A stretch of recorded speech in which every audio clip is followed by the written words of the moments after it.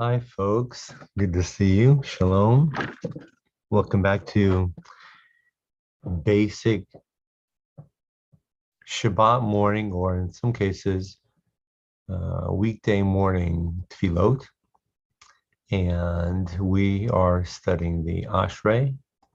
Allow me to bring the Ashrei to you in just a moment.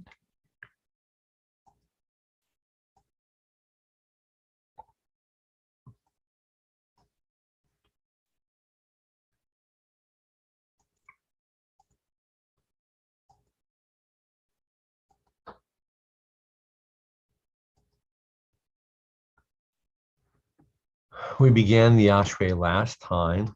Ashrei does take a little bit of practice, so we're going to review this part and then we'll go on to the second section. Remember, Ashrei is a very powerful word.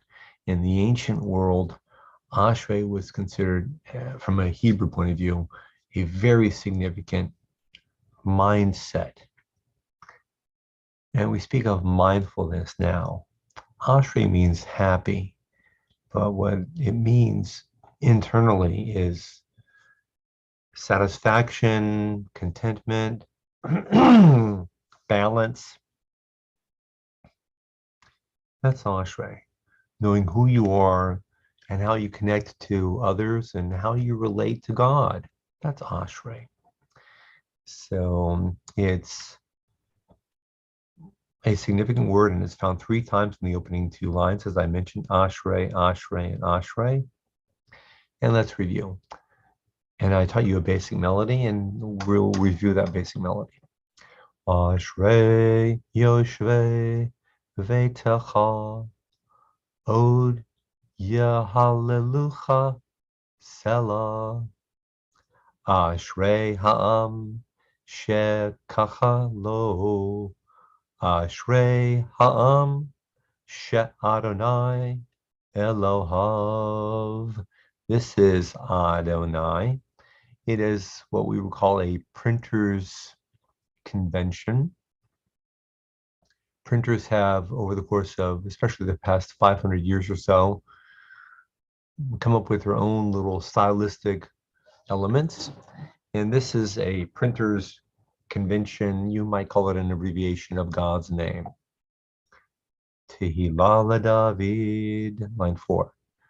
Aromimcha Elohai HaMelech Va'avarcha Shimcha Le'olam Va'ed B'chol Yom Avarcheka Va'ahalala Shimcha Le'olam Va'ed. Lines 8, 9, 10, 11. Gadol Adonai Hulal Me'od V'lig Dulato Ein Cheker. 9. Dor Ledor Yishavach Ma'asecha Ugvurotecha Yagidu. We mentioned last time that dor is the Hebrew word for a generation. Ledor means to a generation. Colloquially, we say from generation to generation. Some people will say mi dor ledor when they're talking. Some people will say dor ledor, from one generation to the next. It's the same idea. It's a very important idea within the Jewish tradition that one generation begins and embraces Jewish life and the values of God and holiness and righteousness and justice, and transmits those values and those legacies and those responsibilities and obligations to the next generation. So line 9 means literally one generation to the next will praise your deeds, O God, and will speak of your mighty acts. Lines 10 and 11. Hadar kavod odecha v'divrei nifleotecha asicha. Hadar kavod odecha v'divrei nifleotecha asicha. Now we're going to bring up another part of the Ashrei. Allow me, please, just a moment.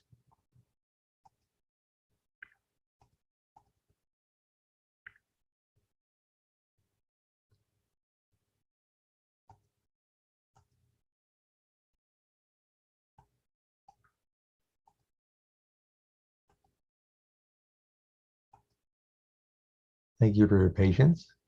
This is the second section of the Ashrei. Pardon my throat. Line 1. This is a vav. Ve'ezuz.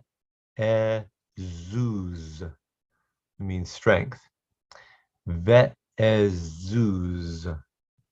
Ve'ezuz. Ve'ezuz. Ve'ezuz nor otecha yomeru. Ugedulatacha asa prenam. Ve'ezuz nor otecha yomeru. Ugedulatacha asa prenam. Line 2. Zecher rav tuvacha yabiu. V'tzid katacha yeranenu. Zecher comes from the word zocher or yisker, which means remember. The verb yabiu is they will utter, they will pronounce. It's talking about us, all people, or all Jews. It depends on how you want to view the psalm. So they will utter the remembrance of your great goodness. They will utter the remembrance of your great goodness. V'tzid katacha, and your righteousness, yiranenu. They will sing and exult over. Line number 3. Chanun v'rachum Adonai, erech apayim v'gadol chased. Chanun v'rachum Adonai, erech apayim v'gadol chased. Line number 4. Tov Adonai la'kol, v'rachamav al kol ma'asav. Line 4. Tov Adonai la'kol, v'rachamav al kol ma'asav. Line 5. Yoducha Adonai kol ma'asecha, v'chasidecha yevarchucha. We should slow down on line number 5. I apologize for going so quickly. Yoducha Adonai kol ma'asecha, v'chasidecha yevarchucha. Line number 6. Kivod malchutecha yomeru. Kivod malchutecha yomeru. Ugevu ratecha yedaberu. Ugevu ratecha yedaberu. Look at the word ugvu ratecha. Ugvu ratecha. You see the u, which is the opening vowel, but you see in terms of the main letters, not really the vowels, the main letters. You have a gimel and a vet. U is a vowel. It's not really a main letter. Here's the resh. Gimel, vet, resh. And now look at line number 7. Lahodia, lahodia, livnei ha'adam, gevurotav, gevurotav, uchavod hadar malchuto, malchuto. But let's go back to this word, gevurotav. You see a gimel, a vet, a vowel, which is not a main letter, and a resh, gevurotav. And look at this word right here, ugvuratecha. And now you're recognizing letters that are in clusters scattered throughout different sections of a tefillah, of a prayer. Excellent. Look what you're accomplishing. It's just been a short span of time. Here we go. Line 6. Kavod malchutecha yomeru ugavu ratecha yedaberu. Line 7.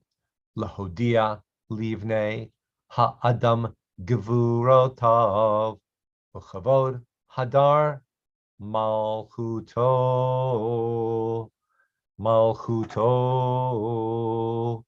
Malchuto, mem, lamed, chaf. Look at line number 9. Malchutecha, mem, lamed, chaf. Malchut, mem, lamed, chaf. So these words obviously are related. Mem, lamed, chaf comes from the word melech, which means a king. Malchut means rulership, being in charge of a kingdom, rulership. So malchutecha is your rulership, O God, or sovereignty. We could say sovereignty. Malchut is sovereignty. Malchuto is God's sovereignty, you might say. So line number 9.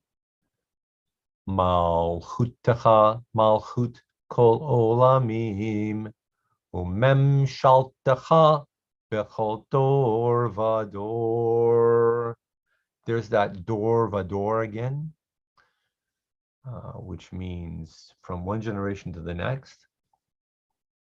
Malchutecha means your sovereignty, O God. Your sovereignty, malchut kol olamim, is the sovereignty over all of the spans of the universes. Umem shaltecha, and your governance, bechol dor, lasts from one generation to the next. Lines 11 and 12.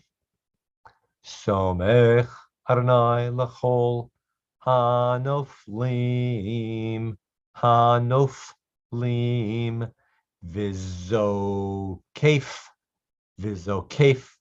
lechol hakfufim. Line 13. Einei chol elecha yisaberu. Einei chol elecha yisaberu. Ve'ata noten lahem et achlam bi'ito. Line 15. And then we'll stop. It's enough for one day. Poteach et yadecha umasbiya lechol chai ratzon. The whole thing, line 15. Poteach et yadecha umasbiya lechol chai ratzon. This line is one of the reasons that the Ashrei was catapulted into prominence. Literally, Poteach et yadecha, God opens God's hand, umasbiya, and satisfies the needs, lechol chai, to every living thing, ratzon, which has a desire. So God opens God's hands and satisfies the needs of every living thing. And it can refer to animals and people,